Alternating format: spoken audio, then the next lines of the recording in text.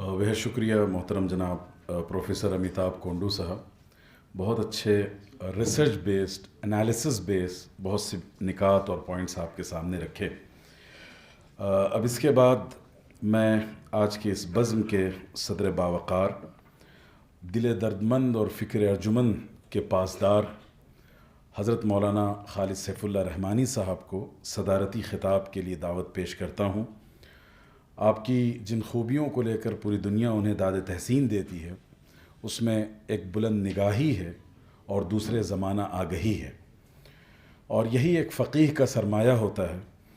All India Muslim personal law board के general secretary हैं,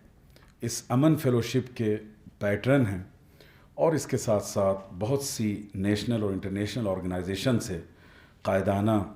ताल्लुक़ रखते हैं। मैं बसद अदब व एहतराम हज़रत मौलाना खालिद सैफुल्लाह रहमानी साहब को सदारती ख़िताब की दावत पेश करता हूँ।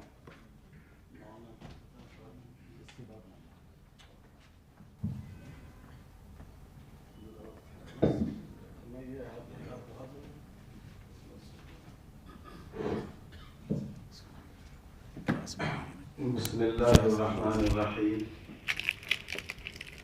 नहमदुहु व नसल्ली अला रसूलिल करीम। हमारे मुल्क में अल्लाह का शुक्र है कि बड़ी सलाहियतें और हिंदुस्तान के लोगों की फ़नी महारत और सलाहियत को पूरी दुनिया में तस्लीम किया जाता है। आज पूरब से पश्चिम तक शायद दुनिया का कोई मुल्क हो जहां हमारे इस खूबसूरत और महान देश के हुनरमंद मौजूद न हो। हमारे मुल्क में बहुत से इदारे मौजूद हैं जो मुख्तलिफ़ सलाहियतों के लोगों को पैदा करते हैं, लेकिन एक ऐसे इदारे की ज़रूरत है जो इंसानों को पैदा करे, बीमारों को सेहतमंद बनाने के लिए, जाहिलों को तालीम याफ्ता बनाने के लिए, बेहुनर लोगों को हुनरमंद बनाने के लिए बहुत सी मेहनतें हो रही, लेकिन ऐसे अदारे की ज़रूरत है, ऐसी कोशिशों की ज़रूरत है जो इंसान को सच्चा और हकीकी इंसान बना सके, जिसमें इंसानों की मोहब्बत हो, जिसमें लोगों की भूख महल में सोने वालों को भी तड़पाती हो, जिस तरह अपने बच्चों की तालीम से महरूमी पर फ़िक्रमंद रहता हो, वो पूरे समाज के बच्चों के लिए इसी तरह सोचता हो। जो माशरे की हर औरत को अपनी माँ और बहन समझता हो और अपनी बेटी की तरह उसकी इज़्ज़त व आबरू की हिफाजत की फ़िक्र करता हो। मैं तो चूँकि मज़हब का आदमी हूँ, यानी मज़हब का तालिब इल्म हूँ, इस्लाम का तालिब इल्म हूँ, तो मैं अर्ज़ करता हूँ कि पैगम्बर इस्लाम सल्लल्लाहु अलैहि वसल्लम जब मक्का में पैदा हुए और उन्होंने अपनी दावत पेश करनी शुरू की, तो एक बहुत आसान बात ये थी कि वो अपने दीन को दीन इब्राहीमी के नाम से उसका तारुफ़ कराते, क्योंकि मक्का के कुरैश भी हज़रत इब्राहीम अलैहिस्सलातु वस्सलाम से बेहद ताल्लुक़ रखते थे और उनके साहबजादे हज़रत इस्माईल अलैहिस्सलाम की नस्ल से थे। और मदीने में जो यहूद थे वो भी हज़रत इस्माईल अलैहिस्सलाम के दूसरे साहबजादे हज़रत इसहाक़ की नस्ल से थे। تو جیسے عیسائیوں نے اپنے آپ کو حضرت عیسیٰ کے نام پر عیسائی کہا، یہودیوں نے اپنے آپ کو یہودا کے نام پر یہودی کہا، اگر پیغمبر اسلام صلی اللہ علیہ وسلم کہتے کہ ہم دین ابراہیمی کی طرف آپ کو دعوت دیتے ہیں، تو یہ مکہ کے قریش اور مدینہ کے یہود دونوں کے لیے بہت کشش کا سبب ہوتا۔ لیکن آپ صلی اللہ علیہ وسلم نے اس دین کو اسلام اور ایمان کا نام دیا۔ جو علماء ہیں وہ جانتے ہیں، اور جو ہمارے دوسرے احباب ہیں وہ بھی جان لیں کہ اسلام سلم سے ماخوذ ہے، جس کے معنی صلح کے، صلح جوئی کے، اور ایمان امن سے ماخوذ ہے، جس کے معنی ہم اور آپ سب جانتے ہیں۔ مومن کے معنی ہے دوسرے کو امن دینے والا، اور مسلم کے معنی ہے صلح پسند۔ تو پیغمبر اسلام صلی اللہ علیہ وسلم نے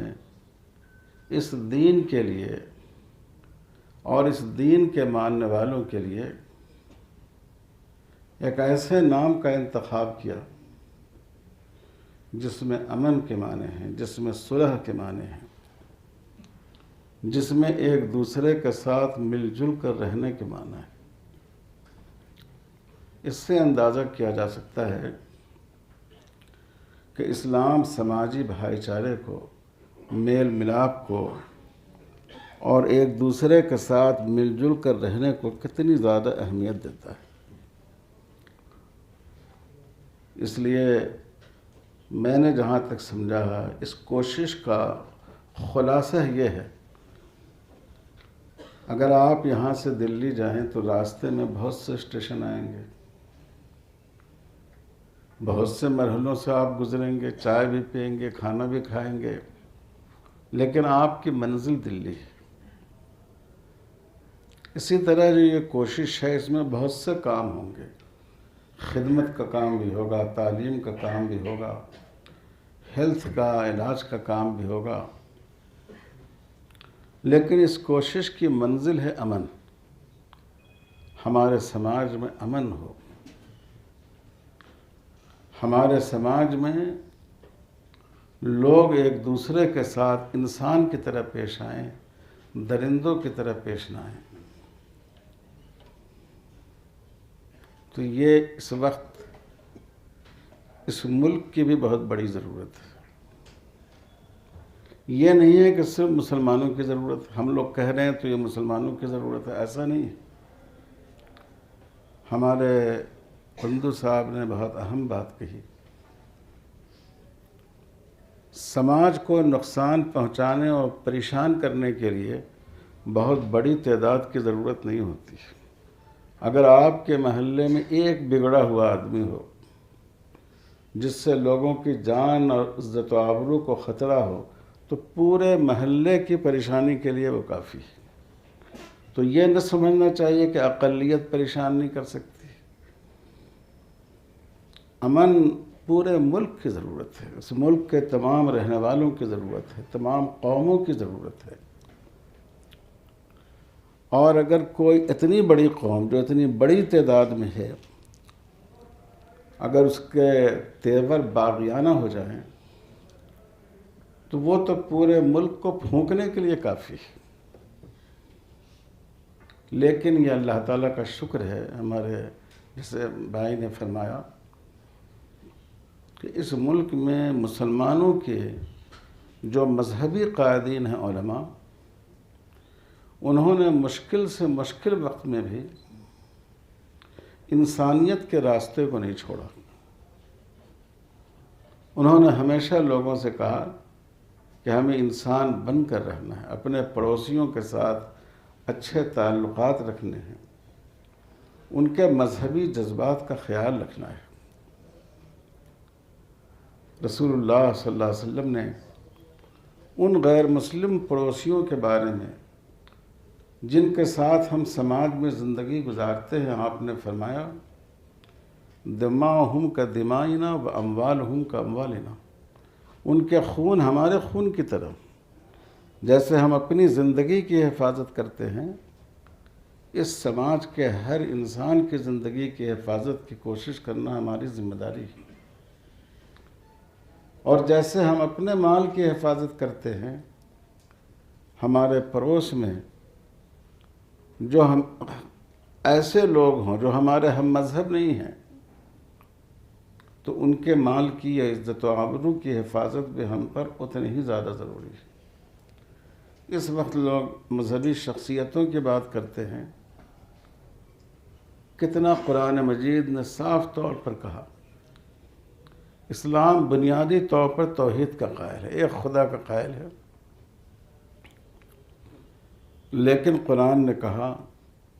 کہ لوگ جن دوسرے لوگوں کو دیوی دیوتا مانتے ہیں، جن کی وہ عبادت کرتے ہیں، جن کو وہ مقدس کہتے ہیں، تم ان کو برا بھلا نہ کہو، تاکہ ان کی دل آزاری اس کی وجہ سے ہوگی۔ آپ اپنی سوچ پر قائم رہیے،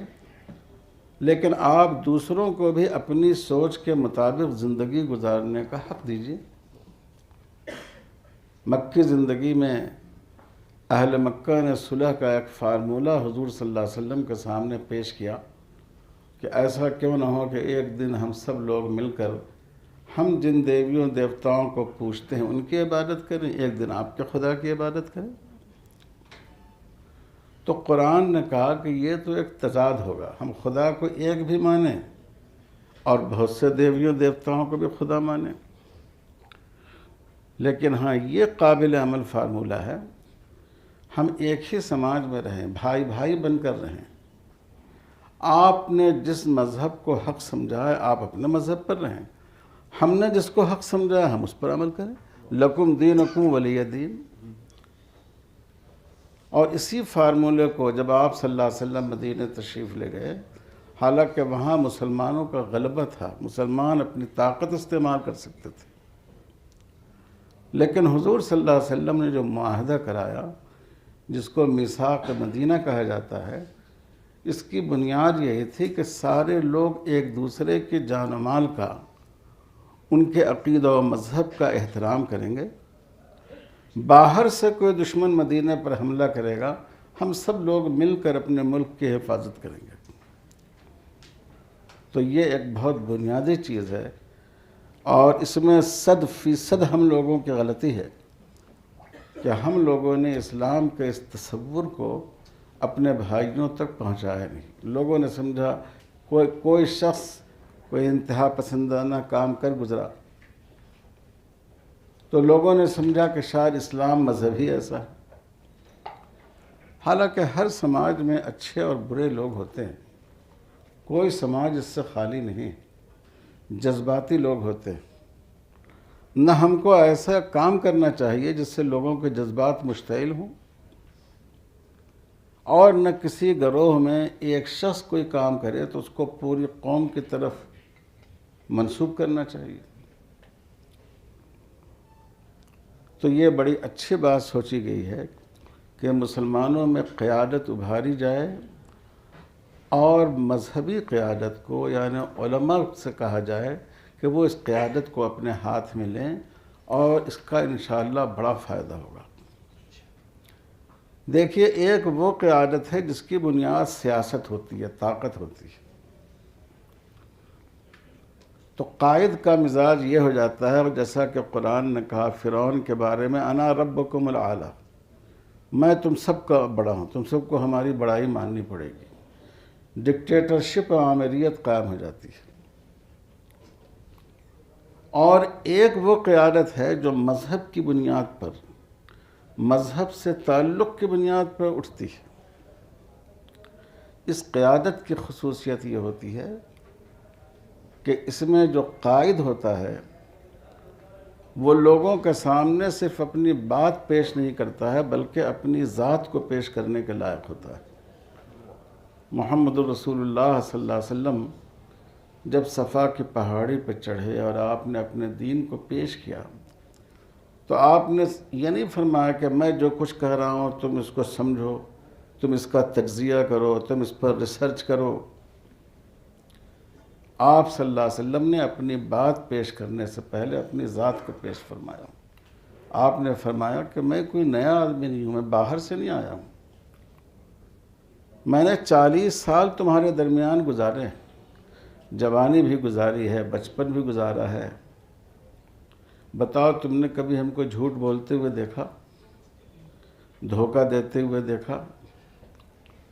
خیانت اور بددیانتی کرتے ہوئے دیکھا؟ لوگوں کے زبان پر ایک ہی جواب تھا کہ آپ تو سچے ہیں، امانت دار ہیں۔ پھر آپ نے اپنی بات پیش کی۔ تو اگر علماء اپنے آپ کو سماج کا قائد بنائیں گے تو اللہ کی ذات سے پوری امید ہے کہ وہ حضور صلی اللہ علیہ وسلم کے اس اسوے پر عمل کرتے ہوئے پہلے لوگوں کے سامنے اپنی ذات پیش کریں گے۔ وہ اپنے اخلاق کے ذریعے، وہ اپنے کردار کے ذریعے لوگوں کے دلوں کو فتح کریں گے، نفرت کی آگ سلگا کر لوگوں کی تائید حاصل نہیں کریں گے، پیسے تقسیم کر کے ممبر نہیں خرید کریں گے، بلکہ وہ اپنے اخلاق کے ذریعہ، اپنے کردار کے ذریعہ لوگوں کے دلوں کو فتح کریں گے انشاءاللہ۔ اور بڑے افسوس کی بات ہے کہ اس وقت ہمارے ملک میں قیادت کا مطلب سمجھ لیا گیا ہے سیاست، اور یہ جگہ اتنی گندگی اور آلائش سے بھر گئی ہے کہ اگر آپ اپنے پاؤں میں ربر کا موزہ بھی پہن کر جائیں تب بھی آپ کا پاؤں واپس نہیں آ سکے گا۔ اتنا کرپشن، اتنی زیادتی، اتنی ایک دوسرے، یہاں تک کہ ملک کو بیچنے کی کوشش، ملک کی دولت کو بیچنے کی کوشش۔ تو ان حالات میں بہت ضروری ہے کہ ہمارے علماء، نوجوان علماء آگے بڑھیں، جیسا کہ حضرت مولانا جمال الرحمن صاحب نے فرمایا، سماج کے ہر شعبے میں ہمیں آنا چاہیے اور کام کا ایک نمونہ دکھانا چاہیے۔ تو جب مجیب صاحب نے مجھ سے اس کا خاکہ پیش کیا، صحیح بات یہ ہے کہ پہلے تو مجھے ان کی بات سمجھ میں نہیں آ رہی تھی، لیکن جب انہوں نے تفصیل بتائی تو مجھے بہت خوشی ہوئی، اور میں نے ان سے ایک درخواست کی کہ جو چیزیں آپ نے سوچی ہیں پہلے آپ اس پر ماڈل آبادیاں بنائیں۔ جیسا انہوں نے فرمایا، جہاں مسلم غیر مسلم ملی جلی آبادی ہو، اور وہاں جو آپ کے اصول ہیں، ضوابط ہیں، جو آپ کی تربیت ہے، اس کے مطابق لوگ وہاں کام کریں، اس کے ماحول کو بدلیں۔ اور اس کی مثال سیرت میں موجود ہے۔ عبادت تو کہیں بھی کی جا سکتی ہے، اسلام کی دعوت کہیں بھی دی جا سکتی تھی، لیکن ایسا کیوں تھا کہ جو لوگ مسلمان ہوتے، حضور صلی اللہ علیہ وسلم ان سے فرماتے تم مدینے آ جاؤ۔ مکے والوں کو آپ نے مدینے بلایا، اور مختلف قبائل کے لوگ، ایسے قبائل بھی جہاں مسلمان پوری طرح مامون تھے، اس قبیلے کے لوگوں نے مسلمانوں کو تنگ نہیں کیا، پھر بھی آپ فرماتے تھے کہ تم مدینے آ جاؤ، کیونکہ حضور صلی اللہ علیہ وسلم نے مدینہ کو ایک ماڈل بستی بنایا تھا، ایک ایسی بستی جہاں اخلاق کو کتابوں میں نہیں پڑھا جائے، جہاں اخلاق کو انسانوں کے کردار میں دیکھا جائے، ایک ایسی بستی جہاں انسانیت کو صرف فلسفے کی طرح یونیورسٹی میں اس کا درس نہیں دیا جائے، بلکہ جہاں انسان چلتی پھرتی انسانیت کو اپنی آنکھوں سے دیکھے۔ تو اس بات کی کوشش کرنی چاہیے جو ان حضرات نے طے کیا ہے، اور یہ بہت اچھا میں سمجھتا ہوں طریقہ کار ہے کہ ہمارا ملک کوئی چھوٹا موٹا ملک نہیں ہے، ایسا ملک ہے جس میں میں سمجھتا ہوں کہ یورپ کے 1/4 ملک تو سما ہی جائیں گے۔ اتنا بڑا ملک اللہ نے ہم لوگوں کو دیا ہے، ہم امریکہ سے بھی بڑے ہیں، روس سے بھی بڑے ہیں، اپنی آبادی کے اعتبار سے، اپنی صلاحیتوں کے اعتبار سے بھی میں کہتا ہوں، لیکن آپ جانتے ہیں کہ ایٹم بہت چھوٹا ہوتا ہے اور وہ پورے شہر پر اثر انداز ہوتا ہے۔ اگر ہم ملک میں چند مقامات کو بھی ٹارگٹ کریں، اس کو اپنا نشان زد کریں اور ایسا ماحول وہاں بنائیں جہاں لوگوں کو چلتے پھرتے انسانیت نظر آتی ہو، جہاں لوگ اپنی آنکھوں سے ہندوؤں اور مسلمانوں اور سکھوں اور بدھسٹوں سب کا بھائی چارہ دیکھیں، تو انشاءاللہ خوشبو خود بخود پھیلتی ہے، وہ پھیلتی چلی جائے گی۔ یہ بڑی بدقسمتی کی بات ہے۔ آزادی کی جنگ میں کیا اس وقت ہندو مسلمان نہیں تھے؟ کیا اس وقت سکھ عیسائی نہیں تھے؟ کیا عقیدے کا مذہب کا اختلاف نہیں تھا؟ لیکن ہمارے بزرگ بھائی بھائی بن کر زندگی گزارتے تھے۔ ہمارے بڑے بڑے علماء، شیخ الہند مولانا محمود حسن صاحب، حضرت مولانا حسین احمد مدنی رحمۃ اللہ علیہ، مفتی کفایت اللہ صاحب، بریلوی مکتب فکر سے مولانا عبدالباری فرنگی محلی صاحب، اہل حدیث طبقے سے مولانا ثناء اللہ امرتسری صاحب رحمہم اللہ، یہ اور اس طرح کے جو بزرگ تھے، برادران وطن سے ان کے اتنے گہرے مراسم تھے کہ وہ اپنی شادیوں کو اپنے ان دوستوں کی شرکت کے بغیر ادھوری سمجھتے تھے۔ آج ہم لوگوں نے ایسی تقسیم قائم کر دی، آبادیاں الگ ہو گئیں، اس کے بعد ہاسپٹل الگ ہو گئے، اس کے بعد تعلیمی ادارے الگ ہو گئے، یہاں تک کہ اب ہماری مارکیٹیں بھی الگ ہو گئی۔ تو آپ سوچیں کہ جب آپ کے بارے میں غلط فہمی پیدا کی جائے گی اور جن کے ذہنوں میں غلط فہمی پیدا کی جائے گی، ہمارا ان سے رابطہ نہیں ہوگا، ہم صحیح بات ان تک پہنچا نہیں سکیں گے، تو غلط فہمیاں دور کیسے ہوں گی؟ قرآن مجید نے کہا، ابھی فیک نیوز کی بات آ رہی تھی، قرآن نے جو کہا وَإِن جَاءَكُمْ فَاسِقٌ بِنَبَإٍ فَتَبَيَّنُوا، کوئی غیر معتبر آدمی اگر کوئی نیوز لے کر آئے، یوں قبول مت کر لو، اس کی تحقیق کرو، اس کا تجزیہ کرو، تب اس خبر کو قبول کرو، چاہے کسی کی بھی ہو، مسلمانوں کے بارے میں ہندو بھائیوں کی ہو، ہندوؤں کے بارے میں مسلمانوں کی ہو۔ لیکن آج ہمارا ملک پورا فیک نیوز پر چل رہا ہے، پورا میڈیا اس پر چل رہا ہے، تو یقیناً ان حالات میں جب ہر طرف جھوٹ کا اندھیرا چھایا ہوا ہو، سچائی کا چراغ جلانا مشکل ہوتا ہے، لیکن سچائی کی اپنی طاقت ہے۔ جب آپ اس چراغ کو جلائیں گے، انشاءاللہ اندھیرے خود بخود ختم ہو جائیں گے۔ یہ بہت بڑی ضرورت ہے، اور میں ان حضرات سے کہتا ہوں، کوئی میں مبالغہ نہیں کرتا ہوں، اس لیے نہیں کہہ رہا ہوں کہ ہمارا اس طبقے سے تعلق ہے، کسی بھی کام میں یہ جو علماء ہیں، جو دینی مدارس کے پیداوار ہیں، اتنے زیادہ مخلص اور بے لوث لوگ آپ کو نہیں ملیں گے۔ ہمارا تعلق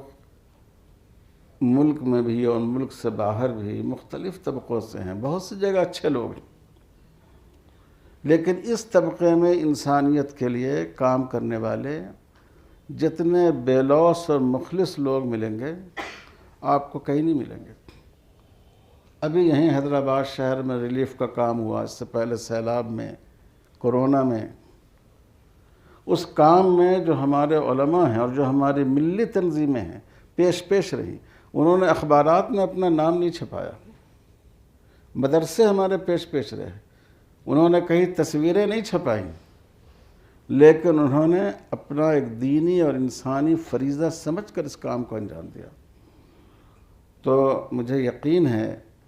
اللہ تعالیٰ مجیب صاحب کو جزائے خیر دے اگر اس کام کو وہ بڑھائیں گے، اور میں حضرات علماء کرام سے گزارش کرتا ہوں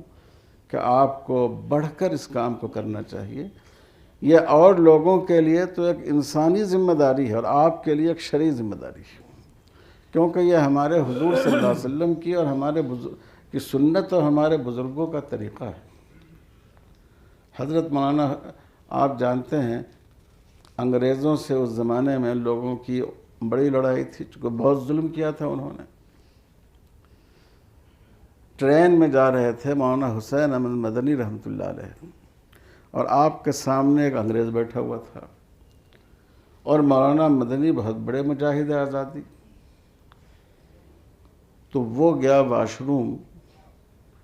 اور کچھ اس طرح واپس آیا کہ ان کے چہرے کو دیکھ کر مولانا مدنی رحمۃ اللہ علیہ نے محسوس کیا کہ شاید واش روم گندہ ہے، صاف نہیں ہے، یہ اپنی ضرورت وہاں پوری نہیں کر سکا۔ تو اس زمانے میں آج کی طرح نل وغیرہ کی اتنی سہولت نہیں تھی، تو مولانا مدنی رحمۃ اللہ علیہ اپنا لوٹا لے کر گئے واش روم میں۔ واقعی بہت گندا تھا واش روم، پانی لے لے کر انہوں نے صاف کرنا شروع کیا۔ جب پورا واش روم اچھی طرح صاف ہو گیا تو واپس آئے اور اس انگریز سے کہا کہ آپ اب جا سکتے ہیں، ہم نے اس کو صاف کر دیا ہے۔ تو یہ علماء کی روایت رہی ہے، یہ علماء کا جذبہ خدمت رہا، اور آج بھی ہے، اللہ کا شکر ہے۔ آپ دنیا کے کسی ادارے میں چلے جائیے، ہمارے مدرسوں میں طلباء اپنے اساتذہ کے لیے جس طرح بچھے رہتے ہیں اس کی مثال کہیں نہیں ملے گی۔ تو اگر ہم اس بچھاؤ کو، اس محبت کو پوری قوم کے لیے وقف کر دیں، پورے ملک کے لیے، تو انشاءاللہ اس سے بہت بڑا فائدہ ہوگا اور بھائی چارے کا ماحول پیدا ہوگا۔ میں شاید میں وقت سے بھی تجاوز کر گیا، میں بہت شکر گزار ہوں ہمارے بھائی مجیب صاحب کا کہ اتنے اہم پروگرام میں انہوں نے مجھے اس لائق سمجھا کہ میں بھی اس میں شرکت کروں،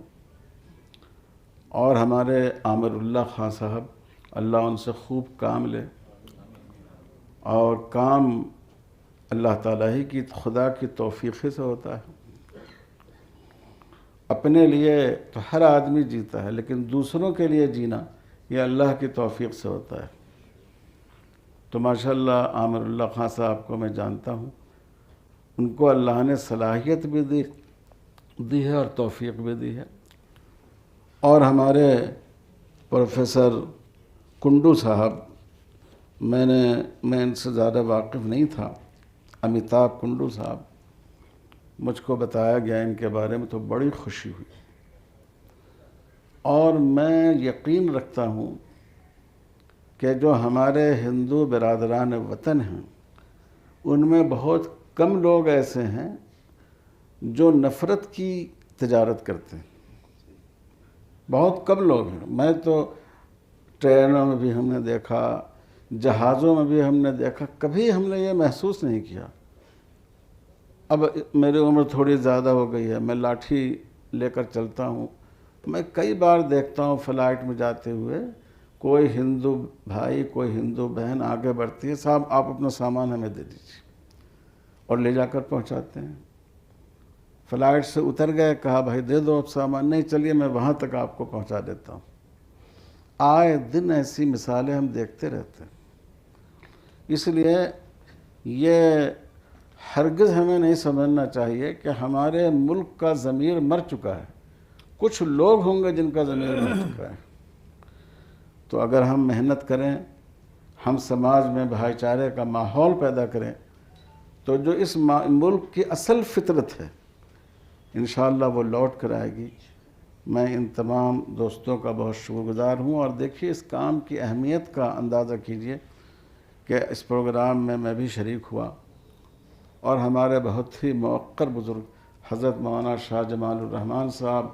وہ بھی تشریف لائے، ہمارے بہت ہی ذمہ دار عالم حضرت مولانا محمد بانعیم صاحب بھی یہاں تشریف لائے، اور اس قافلے میں ہمارے جناب مصباح صاحب اور مولانا عمر الدین صاحب، یہ حضرات بھی شریک ہیں۔ مجھے امید ہے کہ انشاءاللہ یہ کام آگے بڑھے گا، اور ہم سب لوگوں کو اس کام میں تعاون کرنا چاہیے۔ اللہ تعالی ہم سب کو توفیق عطا فرمائے۔ والسلام علیکم ورحمۃ اللہ وبرکاتہ۔